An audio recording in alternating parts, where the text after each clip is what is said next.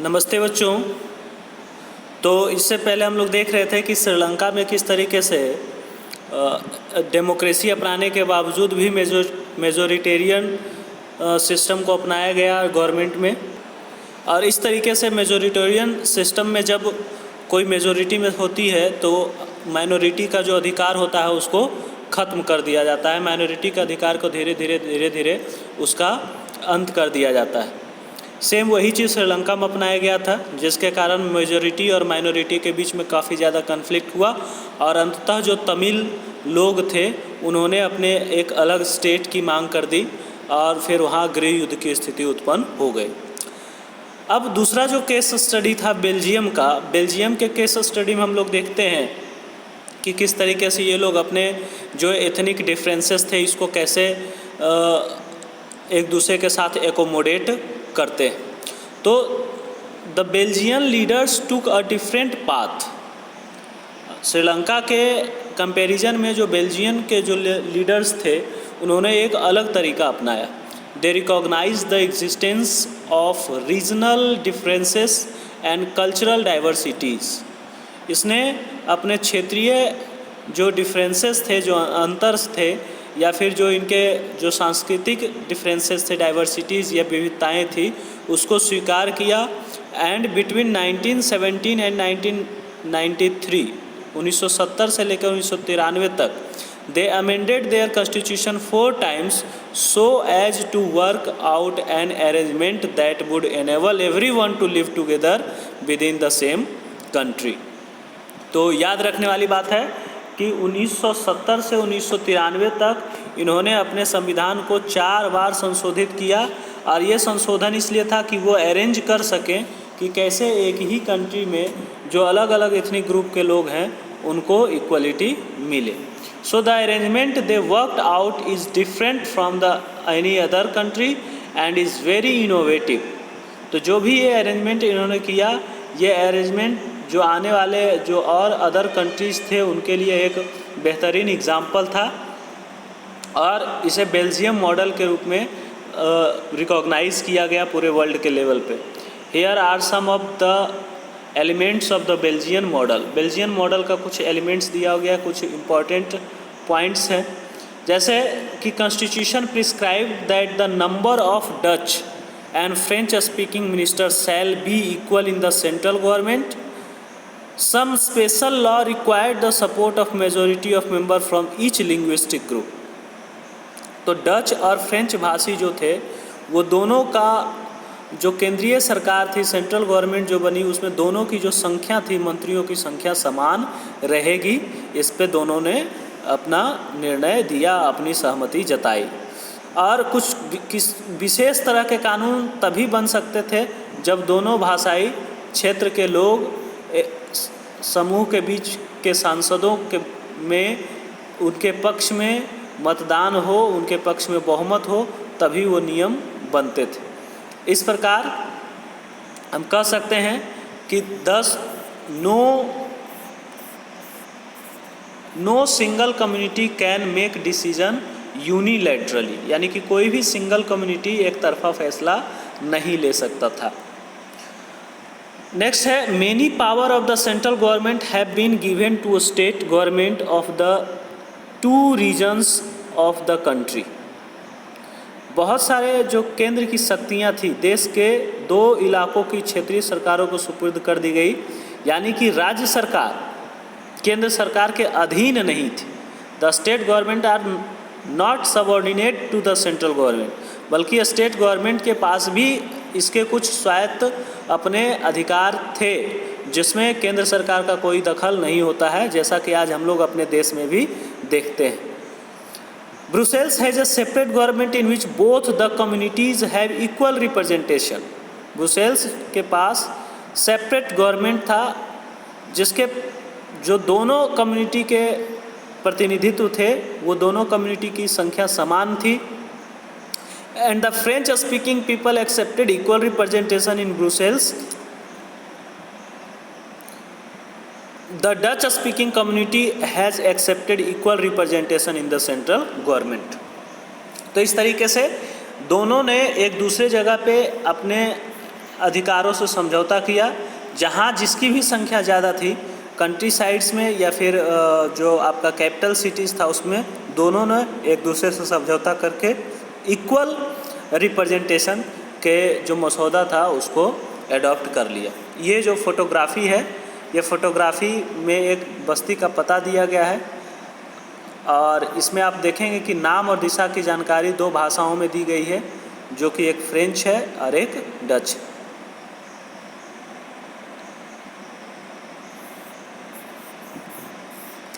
ये पिक्चर आप देख रहे हैं, ये यूरोपियन पार्लियामेंट है ब्रुसेल्स में, जो कि बेल्जियम की राजधानी है।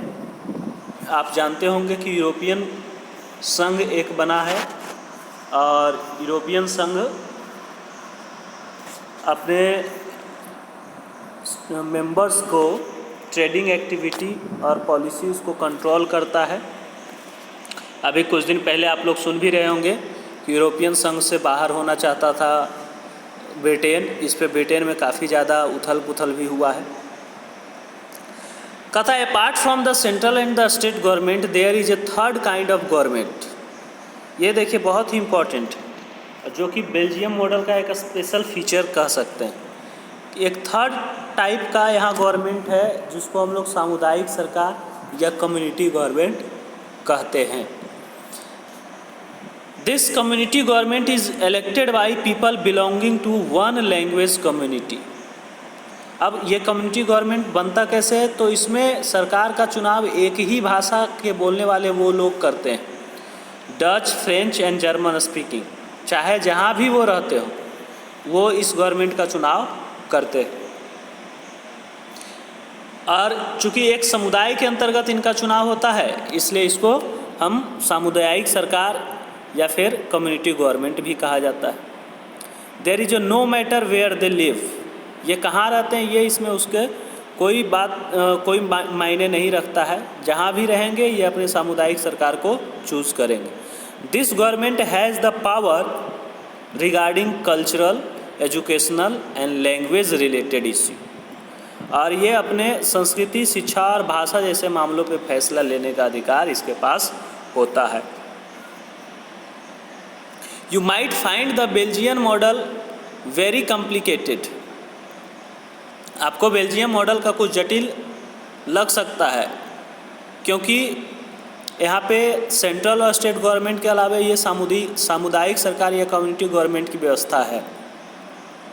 It indeed is very complicated even for people living in Belgium, but these arrangements have worked well so far. They help to avoid civic strife between the two major communities and a possible division of the country on linguistic line. Complication होने के बावजूद भी ये व्यवस्था जो है बेहद सफल व्यवस्था रही है, क्योंकि इससे इस देश में गृह युद्ध की आशंका पे विराम लग गया और साथ ही साथ बेल्जियम भाषा के आधार पे बेल्जियम जो भाषा के आधार पे 2 टुकड़ों में बट गया होता, वो संभव नहीं हो पाया। When many European countries came together to form European Union, Brussels was chosen as its headquarter. जब यूरोपियन देशों ने मिलकर यूरोपियन संघ बनाने का फैसला किया, तो ब्रुसेल्स को उसका मुख्यालय बनाया गया। इसके पीछे क्या रीज़न रहा होगा, तो ब्रुसेल्स में अपनाए गए जो उसके तरीके थे, ब्रुसेल्स में डेमोक्रेटिक तरीके से, जैसे उस सिस्टम को, उस डेमोक्रेटिक सिस्टम में जो कन्फ्लिक्ट था, उस कन्फ्लिक्ट को ख़त्म करने का प्रयास किया गया और उससे निजात पाया गया। तो उसके कारण बेल्जियम में यूरोपियन यूनियन का विश्वास जगा और यही कारण है कि यहाँ पे यूरोपियन यूनियन का जो हेडक्वार्टर था उसको बनाया गया। तो बेल्जियम और श्रीलंका के इस स्टोरीज से हमें पता चलता है कि both are democratic yet they dealt with the question of power sharing differently. In Belgium the leaders have realised that the unity of the country is possible only by respecting the feeling and interest of different communities. Belgium में जहाँ एक और इन लोगों ने सत्ता की साझेदारी की और इनका विश्वास था कि जब हम एक दूसरे के फीलिंग को रेस्पेक्ट करेंगे अलग अलग कम्युनिटी में होने बावजूद, तो हमारा एकता बना हुआ रहेगा। Such a realization resulted mutual acceptance arrangement of power sharing. और इस तरीके का जो सत्ता की साझेदारी है, इस पे दोनों पे वो सहमत हुए थे। वहीं अगर दूसरी तरफ देखें तो श्रीलंका में इसका जस्ट उल्टा हुआ, जहाँ पे मेजॉरिटी कम्युनिटी जो था वो नहीं चाहता था किसी भी तरीके से अल्पसंख्यक समुदाय को, माइनॉरिटी कम्युनिटी को पावर मिले, और मेजॉरिटी कम्युनिटी ने डोमिनेंस किया, पावर को शेयर करने से मना किया, और जिसके कारण वहाँ पे देश में एकता ही संकट में पड़ गई और वहाँ गृह युद्ध का संभावना बना। गृह युद्ध हुआ भी। अब एक पिक्चर यहाँ पे है जिसमें लिखा हुआ है कि जर्मन इंजीनियरिंग का ये बेहतरीन नमूना है ना। जर्मन गवर्नमेंट को इसमें इस पिक्चर पे लिखा गया है। अब इसमें क्या बताने का प्रयास किया गया है, कोगल कार्टूस ने इसको टैब द कैलेगरी के नाम से बनाया था। तो इस कार्टून में जर्मनी की एक समस्या का संकेत किया गया है। वहाँ क्रिश्चियन डेमोक्रेटिक पार्टी और सोशल डेमोक्रेटिक पार्टी, दो बड़ी पार्टियां की गठबंधन सरकार है। ऐतिहासिक रूप से ये दोनों पार्टियां एक दूसरे की प्रतिस्पर्धी रही है। सन 2005 के अनुसार इन दोनों में से किसी को अपने बूते सरकार बनाने के लिए बहुमत नहीं मिला, इसलिए इन्होंने गठबंधन की सरकार बनाई और दोनों दल विभिन्न नीतिगत मसलों पर अलग अलग पक्ष लेते हैं, फिर भी वहाँ साथ मिलकर सरकार चलाते हैं। तो जर्मन इंजीनियरिंग का ये बेहतरीन नमूना है और ये जर्मन डेमोक्रेसी को भी बताता है कि वो कितने अच्छे तरीके से सफलता से इस तरीके का सरकार चला रहे हैं, जो विपरीत विचारधारा के बीच में जो दो पार्टियां हैं वो गठबंधन कर रही हैं। तो इस प्रकार का सत्ता का जो साझेदारी होती है, पावर शेयरिंग जो होती है, वो क्यों ज़रूरी है? Why power sharing is desirable? Thus two different sets of reason can be given in favour of power sharing. दो जो डिफरेंट रीजन्स है पावर शेयरिंग का, वो पहला है power sharing is good because it help to reduce the possibility of conflict between the social group. Most important कि power sharing बहुत अच्छा है क्योंकि ये पॉसिबिलिटी को रिड्यूस करता है और दो सोशल ग्रुप के बीच के जो कन्फ्लिक्ट्स हैं उसको ख़त्म करता है। Since social conflicts often lead to violence and political instability, power sharing is a good way to ensure the stability. चूँकि कन्फ्लिक्ट हमेशा जो है पॉलिटिकल इनस्टेबिलिटी और खून खराबा, वायलेंस को बढ़ावा देता है, वहीं पावर शेयरिंग इंश्योर करता है पॉलिटिकल ऑर्डर के स्टेबिलिटी को। और इसलिए सत्ता में हिस्सा दे देना राजनीतिक व्यवस्था के स्थायित्व के लिए अच्छा है, पॉलिटिकल ऑर्डर की स्टेबिलिटी के लिए ये गुड है। Imposing the will of majority community over other may look like an attractive option in the short run, but in the long run it undermines the unity of the nation. बहुसंख्यक समुदाय की इच्छा को बाकी सभी पर थोपना तात्कालिक तौर पर लाभकारी तो लग सकता है, लेकिन आगे चलकर ये देश के यूनिटी के लिए खतरा हो सकता है।